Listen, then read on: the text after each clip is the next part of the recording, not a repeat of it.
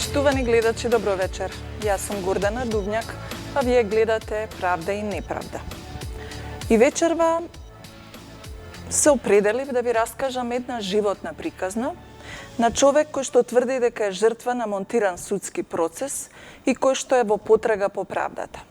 Мојот вечерашен соговорник во 2013 година беше четврто обвинет во случајот што го отвори обвинителството за организиран криминал и корупција и заедно со 15 други обвинети беше дел од случајот Фаланга 2, кој што се товареа за препродажба и легално искупување и препродажба на артефакти.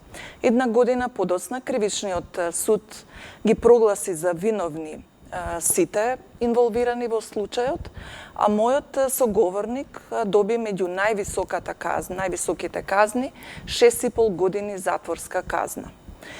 Во ноември 2015 година казните беа потврдени од апелациониот суд во Скопје, додека во јануари 2016 година мојот гостин преку својот адвокат поднесе барање за заштита на законитоста пред Врховниот суд и се уште ја чека одлуката. Помина речиси 33 месеци во притвор, а затворската казна не ја издржа до крај, бидејќи во февруари минатата година беше опфатен со законот за амнестија, кога беа ослободени од затвор многу осуденици. Предлагам вечерва да ја чуеме неговата приказна. Му посакувам добре дојде на мојот вечерашен гостин Али Касум од Скопје. Господине Касум, долго се договаравме за вашето гостување во емисијата. Требаше да дојдете заедно со прво обвинетиот, меѓутоа по долги преговори некако не се најдовме, а решивме сепак пред крајот на овој серијал да ви дадеме шанса да ја раскажете својата приказна. Благодарам. За почеток, кој е Али Касум? Али Касум, јас сум роден во Скопје 1959 година. Моето семејство е старо скопско семејство. Татко ми покојно беше Јорганџија во Чаршијата израснав. Имам многу пријатели, израснав во тоа старо Скопје, кај што образот беше на прво место. Кај што не учеа да пазиме, да не повредиме, да не навредиме никого. И така живеев и до сега и така ги учам и децата. Да, кажете ми што сте по професија, што сте работели? Учев ГУЦ, значи Здравко Цетковски, меѓутоа никош сум работел тоа. Имам работено во Златара Рубин 12 години. Рубин Карми, Златар Рубин беше после се премерува. Бев 87 бев председател на младина, на Сојузот за студентска младина, тогаш како платен функционер во центар. Интересно е во вашата биографија, тоа и во најавата го кажавме, дека сте биле член на Комисијата за помилување на председателот Киро Глигоров. За представки, жалби и представки, така да. И тука имам лошо искуство со нас, бидејќи луѓето сакаа представките ми ги дадат лично мене, јас да ги отворам, бидејќи се крие дел од представките. Не се отвара, се оценуваа луѓето, пари се заработува и доаѓа луѓето мене лично ми се обраќаја. Имаше и случај кај што тогаш пишува весниците, кај што ми се заканува и тогаш случајот Цанзиба Джелал за одземени пари на... Да, подсетиме на курсо јавноста за овој случај, бидејќи одамна беше. Да, човекот имал... Само накратко. Фирма, значи македонско-хрватска фирма. Така. Имал правото по тогашни закони да носи пари, готови пари, кои ги пријавувал на царина или кога доаѓал. Влегол во Македонија со 91.000 марка тогаш, излегол, тука направил плаќање некој, излегол се обидел да излезе со 78.000 марки. Од авион го симнале тројца инспектори од цивилно, го однеле во некој подрум, му ги земале парите, му ги скинале сите документи, му се заканале дека ако ги бара парите, дека семејството ќе му предадат на србите на Аркан и го протерале преку граница, му удриле печат, 5 дена може да влезе, блаце. Утрената жена му отишла да ги бара парите, му рекле во право сте, идете дома ќе ги донесем парите. Кога стигнала пред станот во Железара, ја бутнале тројца цивили, ги земале, претражиле све станот, земале документи и земале уште 6000 марки. Вие таа представка ја презентиравте на седница. Да. И од она што ми кажавте, не сте биле реизбрани, само... Па, видете, прво кој им кажав, време. ја обяснив, да. Кога бев запознат, уште немав изјава од човекот, немав документи, фотокопија од документите за да објаснам. Меѓутоа, усно кажав за наредната седница дека ќе има таков случај. Бев нападнат од членовите на комисијата дека премногу гледам амерички филмови, дека кај нас не се случуваат такви работи. Ја им кој им поделив на наредната седница на сите членови, значи копии од царината, прејавени пари, изјава од човекот што го претрале, што му земале пари од Сазива Джела, што се случило, беше молк на седницата. И тука имавме долги барања со МВР, Фрчковски беше министер, кај што председател Киро Григоров ургираше ургенции практично да ни дадат одговор, кај што имаше прво дека не се одземени пари, дека е лага, после дека човекот сакал да купи оружје со тие пари, го претерале преку граница, не го задржале тука и на крај му ги вратија парите. Да, од тогаш изгледа датираат вашите контакти со МВР, кои што во понатамошниот живот излегува дека биле клучни во трасирањето на вашата животна траекторија, ако можам така да кажам. Ми рековте дека во 2006 година сте работеле на фарма во Неготино. До 2010. Да. Што работевте таму? Бев поставен од газата, човек од Турција, бизнисмен од Турција и надгледував што се работи и му пишав извештај. Он доаѓаше за време на жетвата, одеше, ја му пишав секако да биде запознаен со состојбата, како да е тука. Значи 5 години работев и доста направивме за Неготино од тогаш. Меѓутоа и тогаш после тоа испадна проблеми што направивме добри дела.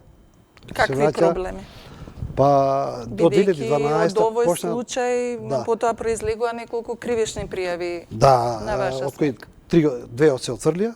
За едното сега ме осудија условно на година дена, ме осудија дека сум виновен да ги платам само судските трошкови, а не данокот што требало наводно го платам. Ме судеа без адвокат и немав ни еден записник од рочишта за да знам како да се одбранам. Кога разговаравте, ми спомнавте, Патем, дека во тоа време луѓето на Мијалков и Груевски барале рекет од вашиот газда. Така, бара и дека тоа била и една од причините што тој се заминал од земја. Така, човекот побегна и не се врати се појави тогаш, затоа што осети и уште тогаш најавуваше дека во Македонија на странски бизнисмен можат да му ја одземат фирмата и чак и парично да го казнат. Значи да му одземат фирмата и беше во право. Испадна дека е во право, останав сам со луѓето на Мијалков. Имавме и расправија. Го познавате ли лично Мијалков? Никогаш не сум го сретнал. Никогаш не сум го сретнал.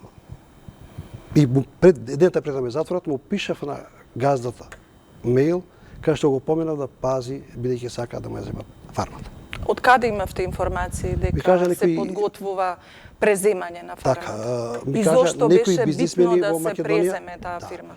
Па таа фирма беше видите има концесија на 870 хектари земјиште. 150 хектари има собствено земјиште со Стапија. Место положбата е покрај автопатот Неготино, на 3 километра од Неготино, значи идеално и покрај Вардар и фарма, краварска фарма со најквалитетно млеко, така да фарма што кошта неколку милиони може да го зема за 200-300 илјади ако го однесат у стечај. Рековте дека тоа се случило, вашето предупредување, речиси непосредно пред апсењето за Фаланга 2. Како се случи вие да се најдете на листата на обвинети за Фаланга 2? Јас не очекував. Имате ли некаква врска со продажба на артефакти и со искупување и продажба? Во животот никош не сум видел некој фанам или да продам артефакт. Година дена пред да ме затворат, ми се јави полицаец од Неготино, кој слушнал да во Ставличка станица, дека од Скопје отишол до УБК луѓе на Мијалков, се договарале како да ме наместат. Он ми се јави човекот од станица и рече, опасно е, пази се, ќе се јавам од дома. Не ми се јави, тоа значи дека веќе прислушувале. Зошто би биле вие толку важен и таргет на Мијалков и на МВР? Тоа го прашав јас човекот што ме прислушувал. Го прашав зашто му реков, кажи ми едно име. Мијалков, Тодоровски, Јанкуловска или Груевски. Рече сите. Зашто? Затоа што не може да те скрчат и не може да те купат. Значи им сметав и не може да направат со мене. Прво, не може фармата на газата му ја земат. Трето, имавме судење, при крај бевме до врхове, стигнавме, протеравме за тиквеш за околу, не знам, неколку милиони евра вредна сделка за купени системи капка по капка, што не биле платени.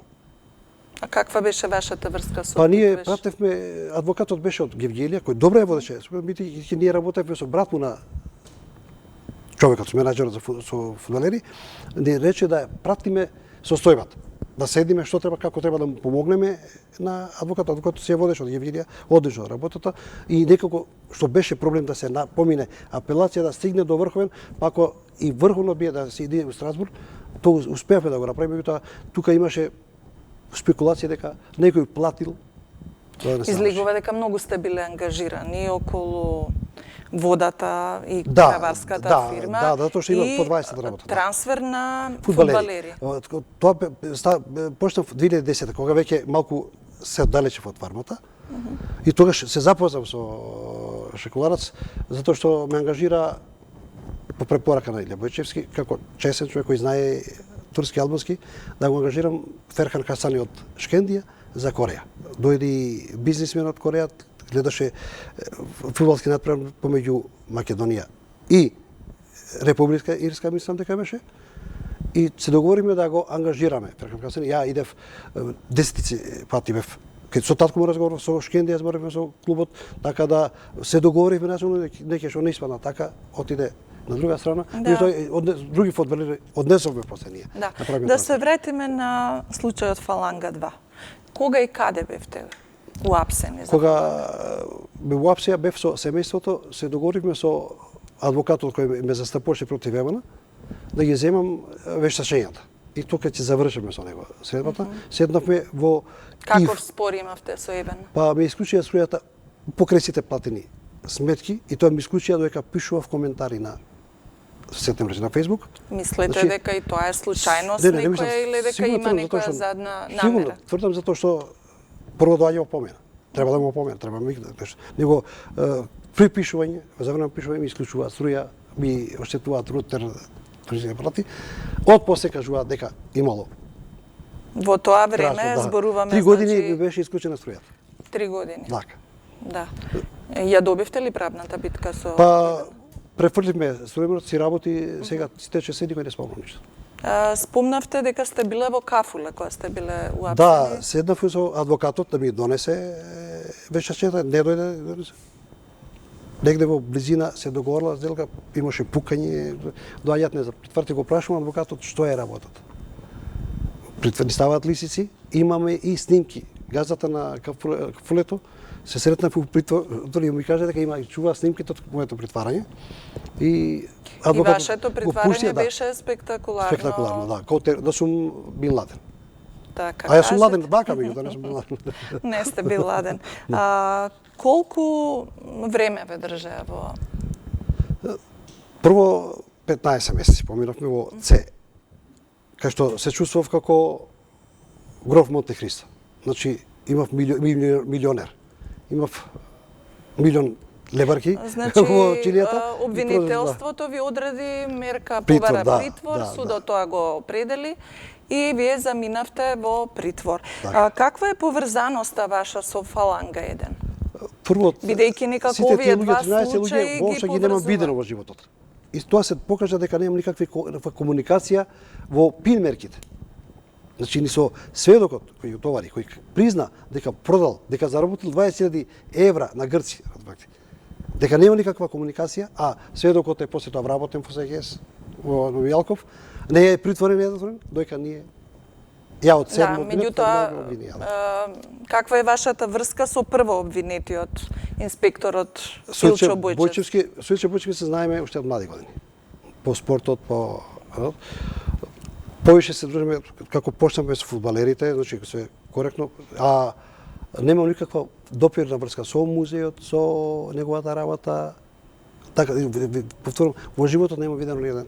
Во обвинителниот акт, кој што е потпишан од обвинителката Лиле Стефановска, се наведува дека во периодот јуни 2010 до пролетта 2013 прво обвинетиот Илчо Бојчевски и Али Касум заедно со сведокот Иле Николов, како и во содејство со други лица, во повеќе наврати со помош на апарати за детекција во ноќни услови откупувале предмети. Зошто тврдите тогаш дека случајот е монтиран, кога обвинителката Стефанова вели дека има докази, дека, а тоа го прочитав и во обвинителниот акт, дека на неколку места дека сте користеле апарати за детекција, сте изнесувале предмети?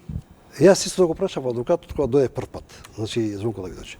Ој прочитал обвинението, меѓутоа не видел никакви докази, факти. И ми рече, обвинението трпи се, хартијата трпи се. Значи, се е напишано без аргументи, кога ќе почне судето ќе падне, се ќе падне. И ја бев смирен. Во тој момент верувавте дека и така се случи. Така се како се одвиваше судењето, јас уживав во улогата на обвинет, да ме брани Звонко Давидович, морам да го кажам, затоа што уште на судењето ги демантираш, ги раскринка, ги разоружа. Како течеше судскиот процес? И имате ли објаснување зошто на неколку дена пред завршните зборови имаше допрецизирања на обвинителниот акт и ви се стави на товари тешка кражба? Прво, после 3 месеци притвор, беше ставен, се прошири, значи обвинението, Паско Кузме го донесува кај нас, што го во живот го нема видено, за да не задржан во притвор. Зборуваме за поранешниот директор за управата за културно наследство. Така.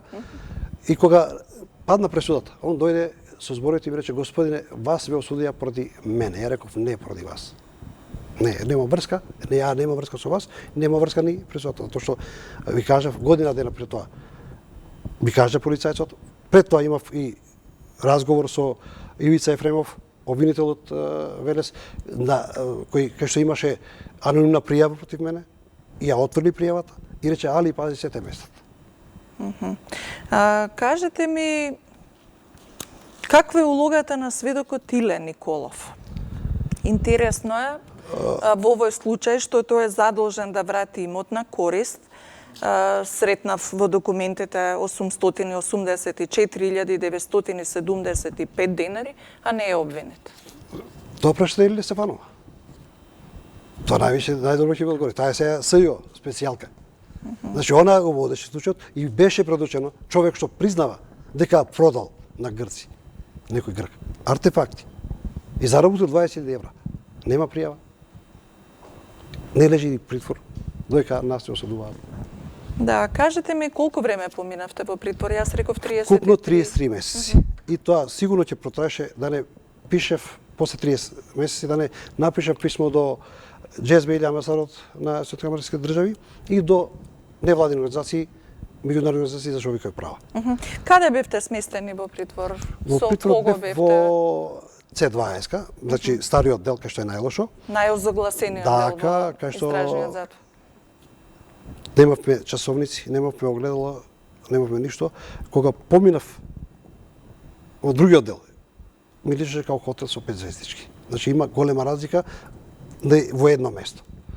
И се решив да пишам писмо. Во кој момент се решивте да пишувате писмо до амбасадорите, бидејќи на еве вие ми го дадовте да го видам писмото, тоа е на 11 страници напишано во ракопис и ми падна во очи на почетокот, велите дека кажувате дека сте се надевале, дека нема да имате потреба од пишување жалби и така натаму, но на крај сте се одлучиле самиот да се изборите за вистината и правдата. Во кој момент свативте дека работата воопшто не е наивна, дека сте осудени на 6,5 години затвор, ве чека жалбена постапка пред повисок суд? Тоа го пишува во јануари. 28 или 29 декември ми доде пресуда од апелација за водната зеница. Мора да напишам имав рок од 3 дена да напишам жалба, ја напишав сам. И дојде од апелација дека не потврдува казната од 6,5 години. Значи, во исто време. И откако видов дека нема правда, решив да ја запознам меѓутоа заедница и да барам вистината ја барам. Ја не барав милост, не барав да ми помогне, него и запознам со вистината. Чак имаше честни луѓе меѓу вработените во притвор, во затвор од Шутка, кои што му поменаа дека тоа писмо нема да оди, они ќе го пуштат, меѓутоа дека нема да оди затоа што судот нема да го испрати до кај што треба. Докај сте во притвор, писмото го разгледува судија и решава дали ќе го прати или не го прати. Меѓутоа ми беше важно да се видите дека ја сум ждал. Тајно да го прошверцувате на некој пуштив начин. од затвор од Шутка. Пуштив процедура да се видите дека сум дал, меѓутоа тајно изнесов некои примероци и испратив надвор кај што беа на кој однесени начин го преку изнесов? прљав беше. Прљави алишта, не мои, затоа што пресува преку други луѓе и тие. И писмото дојде до вашето Да, и семејство. беше испратено и до СЈО. Значи еден Така. примерок и од СЈО кога добив во Идризово кога ме префрлија, добив одговор дека не се најдени присочни разговори се уште за нашето, дека кога ќе дојдеме на ред, ќе бидеме информирани. Значи, по моето барање однесено од лично, значи не од Шутка. Тоа значи дека тоа Шутка се сокриени. Да. писма. Имате ли информации дека сепак писмата стасале до крајната адреса? Па, она што добив одговор, ми кажа и луѓе, се потврди дека Джес Бейли после тоа ја викнале, значи ја викнал Лилја Стефанова во Америчка амбасада. Покажале писмото. Има информација дека се случило дека рекла, се правила дека и ветиле дека ќе донесат докази. Тоа се поврзува и со она што го прашавте претходно. Зашто 15 дена пред да истече рокот, пред да казам, се преформулира обвинението. Значи, до тогаш тоа обвинение што стоеше падна во вода. И сега после тоа беше, значи немавме право више ние да расправаме и да дадеме одговор на тоа обвинение.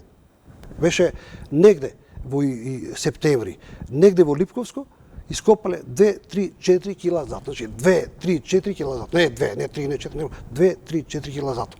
Адвокатот ја прашале Лилја Стефанова. Дали, што е златото, тоа е лири, рекол. Дали имате еден златник, една лира од тоа? Немаме. Дали имате фотографија? Немаме. Дали имате сведок? Немаме. И, само да дополнам. Во објаснувањето, во разсуждението за притворот што не пушта, стоеше дека сме во тешка материјална положба. Ако сме откопале 4 кила злато, праша адвокатот кој знае колку кошта 140.000 евра, како сме во тешка материјална положба. Значи, како им одговараш, така во образложено дава. Едно време од почетокот вика многу пари сме изели надвор, да не побегнеме да потрошиме парите, а они го правеле тоа, се гледаме дека а после кога не им одговараш, кога видел дека нема пари, немаат пари велат. Да. Интересно е зошто одбраната, меѓу кои вашата одбрана, инсистираше да биде сослушан поранешниот директор на Бирото за јавна безбедност Љупчо Тодоровски ратникот. Јас Љупчо Тодоровски никогаш не сум го сретал. Тоа го бара за објаснување, да објасни улогата на и улогата на МВР во заштитата на местата кај што требаше да се копа, кај што беале пријавни, кај што требаше да се копа. Не ги знам местата, меѓутоа требаше да дојде да потврди дека се било регуларно. Значи, Илија Бојчевски го обвинуваат дека не било безбедно место, дека можело да е кражба. Паско Кузман го обвинуваат зашто платил за обезбедувањето. Да, приватно обезбедување, да. Не приватно, него од МВР. А од МВР. Од МВР луѓе, значи, да. Судот тоа не би го дозволи, тоа сведочење. Мијалко не го дозволи, не судот. Да. Кажете ми,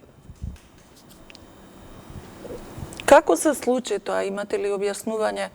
Еве, доколку основниот суд нашол вина кај вас и тоа најде вина кај сите 16 души, различни казни од 7,5 години до 4 од обвинетите беа условно казнети.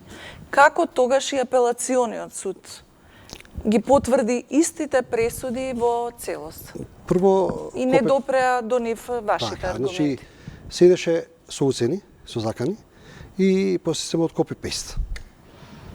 Прво, на првото рочиште, кога го презема судијата Огнен Ставрев, праша обвинителка да праша што бара овој човек тука, Али Касо, што бара тука?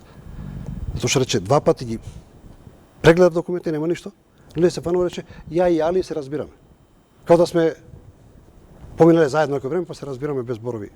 Да, но и покрај тоа, сепак ве осуди на 6,5 години. Немалку Ја очекував. едноставна казна. Ја очекував и повеќе, поголема казна, затоа што видов игрите што се прават.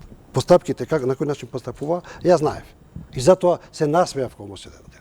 Тоа ја иритира Лилја Стефанова и ми приде на излезот од судница и ми рече, смеј се ти, Али, ја ќе се жалам на пресудата. Кажете ми, дали додека бевте во притвор, па потоа и на издржување на затворска казна, ви стана јасно која е причината што сте там и која е позадината? Ја во писмото пишав дека сум во 3 работи. Значи, првото е обид за преземање на неуспешен рекет на газдата на Дуброво, обид за преземање на фирмата на фармата. Второто е судењето со тиквеш против тиквеш и трето моје пишување на социјалните мрежи против тогашната власт. Највише се сомневам, затоа што тогаш се сопаѓа времето кога почнали со камери да ме снимаат. Значи, се гледам себе си на улица како ме шетам, како ми испраќаат Вие со кола. сте политички активен? Не сум. Бев едно време, бев учествував во политиката, не кажав, меѓутоа тогаш ми како граѓанин имам право да искажам своје Меѓутоа, мислење. ви е блиска, можам да заклучам, левата опција. Или грешам? Па им бев председател на Радмила Шекеринска, на Никола Поповски, на Апостол Симовски, сега директор на... Меѓутоа имам пријатели, морам да кажам, побратими и меѓу честни ВМРО-вци, кои со нив сме пријатели уште од млади години, на 40 години, не можам да кажам дека сите се лоши. Да. Од моите контакти со ваши колеги, ако можам така да кажам, затвореници, кои што исто така се дел од случаи кои што се на листата на оние монтирани судски процеси што ги велат, имаше многу верба во специјалното јавно обвинителство. Предпоставувам и вие, бидејќи сте имале информации дека сте следени, прислушувани, верувавте дека бомбите на некој начин ќе ви помогнат за да се дојде до вистината. Но тоа не се случи. Се обративте вие до СЈО, ги прашавте има ли бомби? Прво, негде околу почетокот на март 2015 или 16 кога почнаа бомбите, Шилегов има информација дека ги повикал нашите адвокати и рекол дека ќе им ги даде бомбите после пуштањето на бомбите за Монструм. Дека и постојат бомбите. Од тие што ги работеле прислушкувањето, значи луѓето, знам дека има бомби у нас. Меѓутоа од СЈО добив одговор дека нема бомби. Тука се сумневаме, не очекувавме многу од СЈО. Тоа беше еуфорија во затворот, радост. И изборите беа, кога победи, сите гласавме за промени. И меѓутоа кога слушаме дека Лиле Стефанова е специјална станува, човек извршител на фамилијата, сега станува во СЈО и треба да ги штити своите гревови. Ќе продолжиме по паузата за реклама.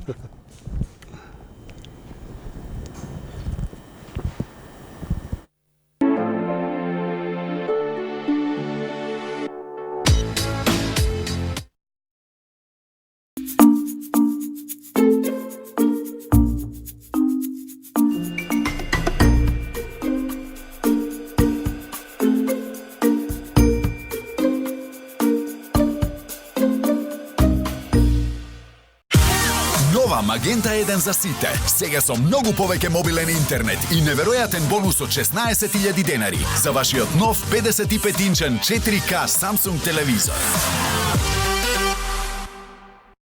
Јас сум тука, кога животот е убав и те обзема љубов. Кога со радост зборуваш, а уште посладко молчиш. Кога затвораш очи, кога брзаш,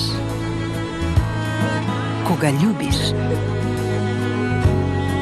Роса, секогаш со тебе. Само за вас, од 10 до 23 јуни, купувајте со Поен Плюс картичката на Тинекс и добијте 3 пати повеќе. Новосадска салама 1 килограм, 199 денари, плюс 50 поени. Екстра сладолед, 99 денари, плюс 100 поени. Пиво Мулер 500 мл, 36 денари, плюс 40 поени на вашата Поен Плюс картичка. 25 години инспирирани од вас. Тинекс.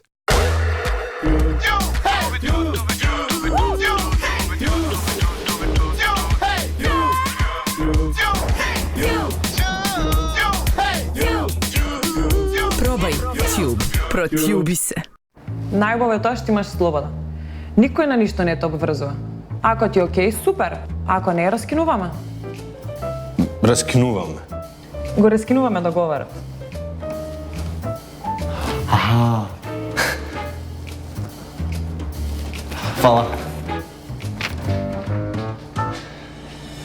Врска без обврска. Нов мобилен оператор на Телекабел. Добро познатиот вкус на круша и уште подобро познат квалитет на пелистерка. Пелистерка газоза. Идеална доза традиција.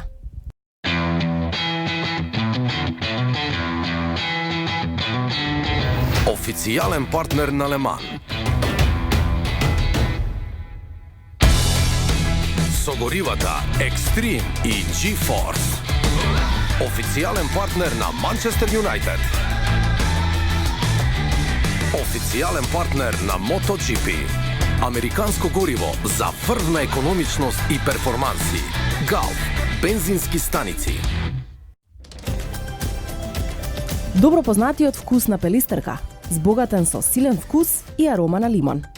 Пелистерка Битер Лемон. Идеална доза свежина.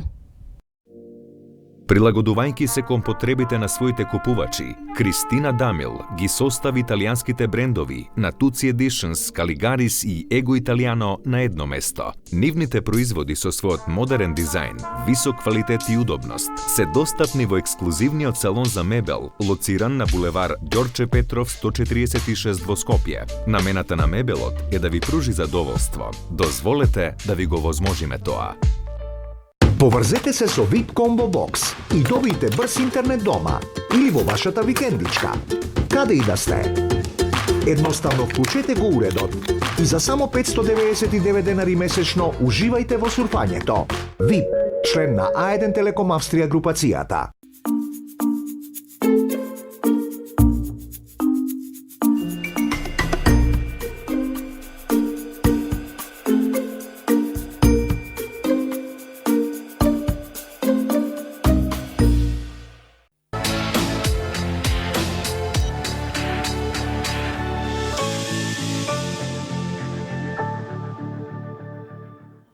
Го продолжуваме разговорот со мојот вечерашен гостин, Али Касум, осуден во случајот Фаланга 2, инаку кој за себе вели дека е жртва на монтиран судски процес. Застанавме кај специјалното јавно обвинителство. Дали сметате дека тоа што Лиле Стефанова беше во вашиот случај застапник на обвинението, е главната и основна причина заради која што од СЈО ви кажаа дека нема бомби за вашиот случај? Тоа е сигурно една од главните причини. Меѓутоа има и други причини, бидејќи во тие разговори сигурно се слушаат гласови на и сегашни некои функционери, ако не се разрешени уште од МВР. Значи не е само Мијалков, под нив што биле во тоа време. Сакате да кажете дека се уште на позиции во МВР се луѓе кои што учествувале во монтирани судски процеси? Сигурен сум, затоа што владата формира комисија. Така. Да бара од нас да ни кажат и за заштитени сведоци, да видат дали се тие на место, дали се инфрачени присуци. Вие уште додека бевте во затвор се организиравте во невладината организација Зелена Лупа и во Комитетот за заштита на правата. И колку што знам, сите вие кои што на некој начин тврдите дека сте жртви на монтирани судски процеси, имавте многу голема верба во промената на власта и доаѓањето на новата владеачка гарнитура на Зоран Заев. Дури владата донесе и владен заклучок во кој што се обврзува да ви помогне за да дојдете до некои докази. Колку сте задоволни од она што од таа страна доаѓа како реакција и како резултат? Сигурно дека нашите очекувања беа дека ќе да промени. Тоа не е толку брзо, бидејќи ќе знаеме дека 11 години системот се уништи кај нас. Целиот систем. Значи не само правниот систем, и внатрешни работи, и безбедносни служби, така да ние знаеме дека ќе потрае. Меѓутоа дека ќе потрае толку не очекувам. Дали тоа ваше очекување на некој начин и одолговлекувањето го доведувате во врска и со тврдењето на министерот за внатрешни работи Оливер Спасовски, кој при секој јавен настап ветува ветинг во МВР? Дали тоа значи дека се уште има структури во МВР кои што не се поместени и порече си 2 години од промената на власта? Сигурно сум дека има. Сметате ли дека од таму доаѓаат обструкциите? Дека има сили во МВР структури кои што оневозможуваат да дојдете до записници, некакви извештаи од користење на ПИМ мерки, кои што можат да ви користат во натамошна постапка? Прво, рековме дека системот е унишен. Второ, луѓето, прво ми кажуваат луѓе, значи инспектори, обвинители, суди, дека сме намес, дека знаат, дека им вршеле притисок да не осудат. За на мене барле 9 години на апелација. 2 пати се одлагаше апелација, тоа што не било прифаќено. Меѓутоа како кој барал за вас 9 години? Се знаеше во пресудниска ревизија кој одредува кој колку ќе биде казнет. Значи Мјалков и Баџанакот. Кој е сега по Стразбург? За жал. Кажете ми сега, после промената на власта и покрај тоа што нема видливи поместувања, дали луѓето на некој начин се охрабрени и повеќе и полесно доаѓаат до ваши информации за тоа што навистина се случило? Сигурно дека почнувате ли да го склопувате мозаикот? Да, самите луѓе приаѓаат, кажуваат и од различни аспекти го кажуваат и тоа го кажуваат истото. Значи вистина е тоа. Сваќам колку е сериозно по однесувањето на лицето Милен Наумовски, кој беше сведок за фаланга, кој јас го повикав на мој инсистирање после 14 месеци, адвокат, е адвокатот од кој ме застапуваше против Евана. Значи, да, 14 месеци. Кој што бевте тој критичен ден за време на... Така. Инсистирав 14 месеци да биде донесен како адвокат и да каже што правиме и он на снимката, кој што презентиран. Лиле Стефанова. Таа снимка беше потоа искористена како доказ дека се договарате за купопродажба. Договор. Се појави ли адвокатот во судската постапка? Се појави после 14 месеци, откако Лиле Стефанова сигурно во себе рече јас знам каде е беал и не ти го носам. Значи толку беше сигурна во заштитата од новиот одозгора. И пиша во еден прилика дека тие, што е најдолните луѓе во Република Македонија, ги прогласија за тие од озгора, покажат на кој ниво се самите. Со овој, кога кажеме Лиле Стефанова, да знае на кој ниво е. Подигајќи тие другите на ниво.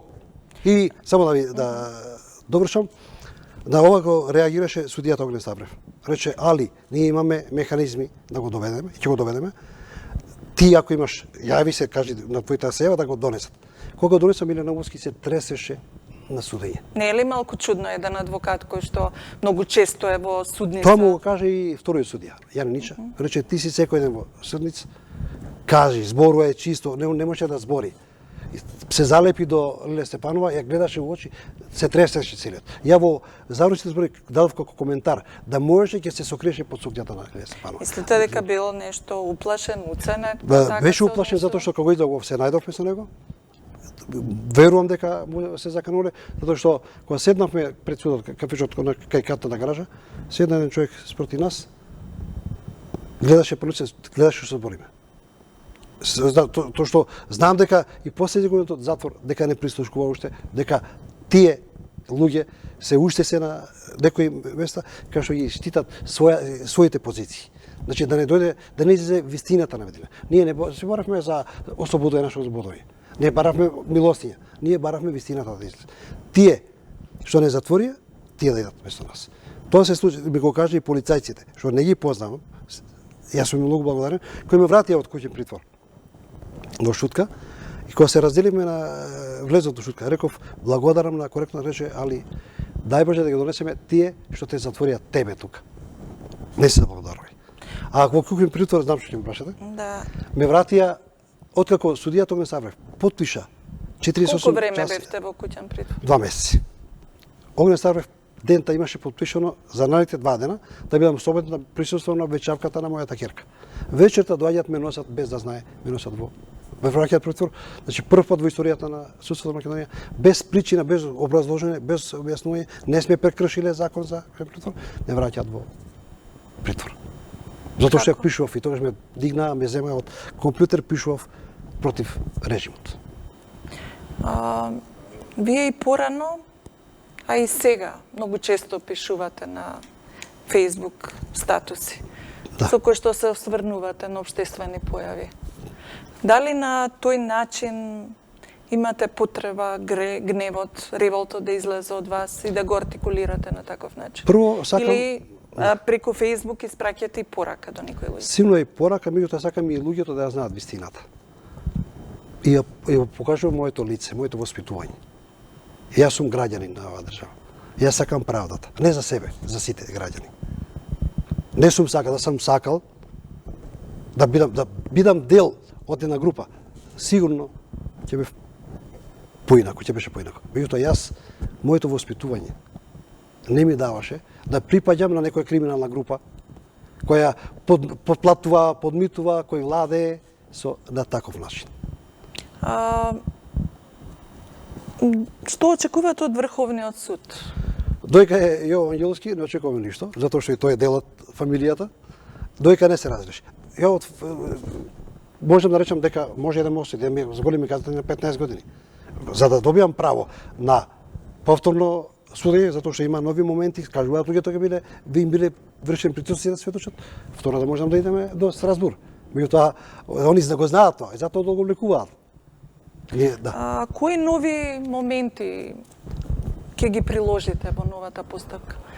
И колку од оваа дистанца вас ве плаши тој момент дека може да поминете низ целиот тој судски процес однова, доколку Врховниот суд најде дека навистина има такви сериозни повреди како што пишувате преку вашите адвокати во барањето за заштита на законитост.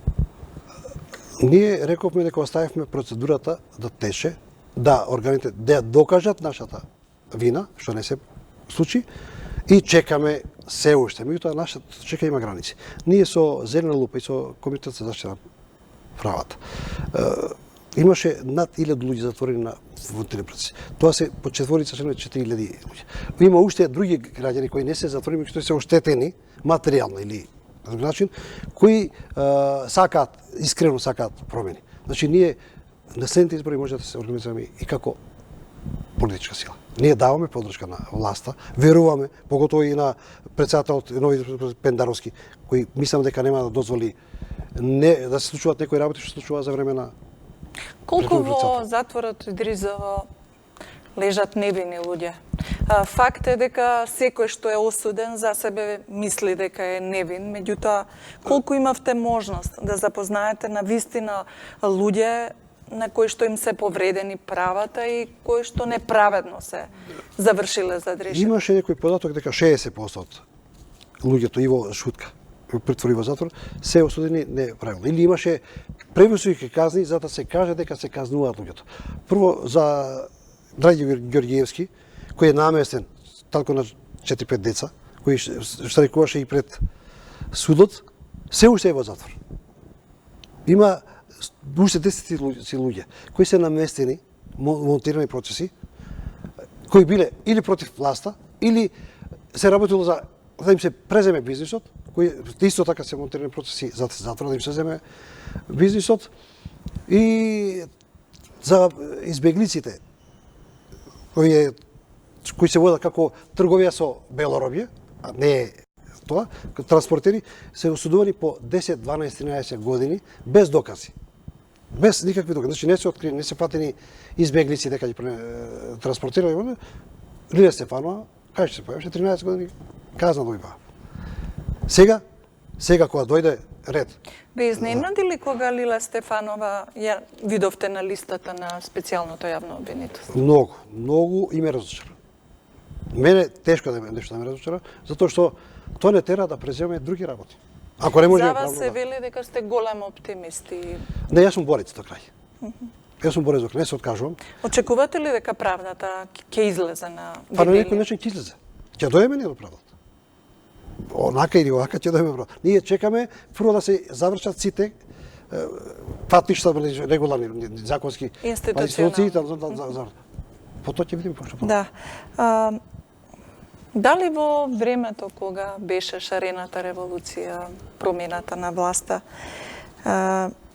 мислевте дека кога се изрекуваше паролата ќе си лежите, дека тоа ќе значи дека ќе лежат криминалците, а не оние кои што се жртвите на монтиран на плажа. Лежат со парите, уживаат.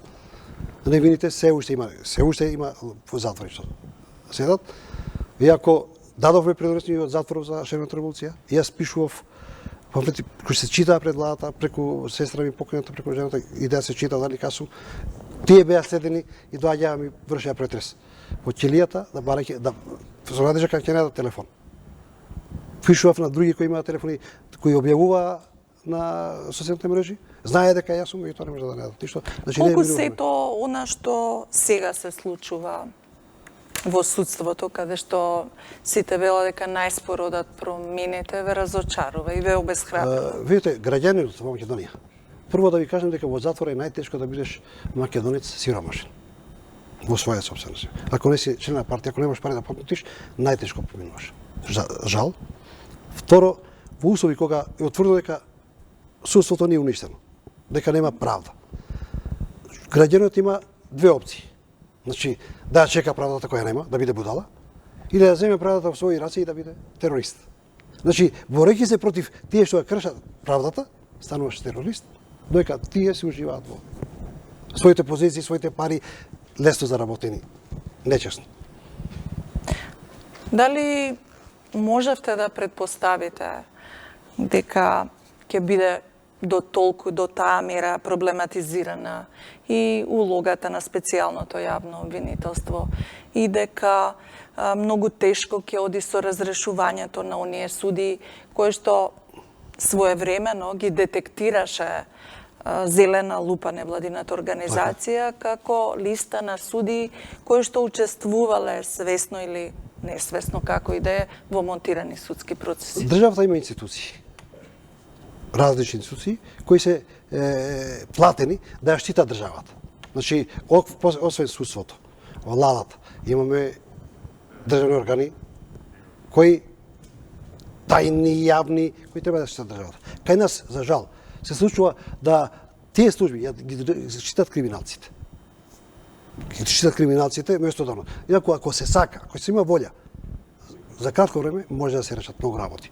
Препознавате ли вие кај власта искрена желба да се справи со криминалот? Или веќе обиди за некакво коалицирање или прикривање на криминалците? Она што се направи во корист на државата и оштети граѓаните. За жал. Значи, може би, у моментот требаше тоа моментот долгорочно се покажа дека граѓаните се разочарани. Имате ли контакти со други луѓе кои што имаат слична судбина како вашата? Тие сите ме бараат, ме сакаат, ме читаат на Facebook, пишуваат стално и во затвор им давам поддршка. И вака им давам. И ги бодрам и да се стрпат. Сигурно дека мора да се разреши. Ова не може вака да биде. Прво, сега сме пред портите на Европа, Европска унија, НАТО. Значи, тоа ќе биде условите за да се верификува и НАТО и да почнат преговорите за Европска унија. Без тоа, ние и не ни треба Европа ако ние внатре не се организираме. Нам ни треба европски стандарди, европски начин на живење тука, а не да видиме само на хартија членка. Господине Касум, Ви благодарам што бевте гости во вечерашната емисија Правда и неправда. Јас се надевам дека испративме некакви пораки и до јавноста, затоа што обично јавноста е многу критички настроена кога на јавни дебати учествуваат осудени лица. Меѓутоа осудени лица имаме и во политиката, нели? А и некогаш можеби е потребно јавно да се проговори за да се расветлат некои работи, затоа што најчесто е, така беше насловена и вечерашната емисија, поединецот кога сам оди во борба по правдата и по вистината. Се чувствувате ли како Робинзон Крусо во таа ваша битка или мислите дека се уште и дека постои критичка маса и има расположение за еден ден на вистина да профункционира правната држава во земјата? Јас сум таков човек што не го гледам крајот, него се борам. Преку борбата стигнам до крајот. Ако го гледаме крајот, се разочараме многу луѓе, нема ни да почне борбата. Така да верувам, искрено верувам, затоа што има начини повторно да се организираме и на другшени граѓани што сме оштетени со овие монтираните процеси. Меѓутоа, мислам дека ќе мора за кратко време да почнат и резултатите се видат резултати од реформите во судството. Јас ви благодарам многу за шансата што ми ја дадовте да можам да кажам, бидејќи чекаме долго време мака да се појавиме да. Ви благодарам и вам. Тоа беше се за вечерва, почитувани гледачи. Останете со програмата на 1 ТВ. Не го менувајте каналот и имајте убава вечер.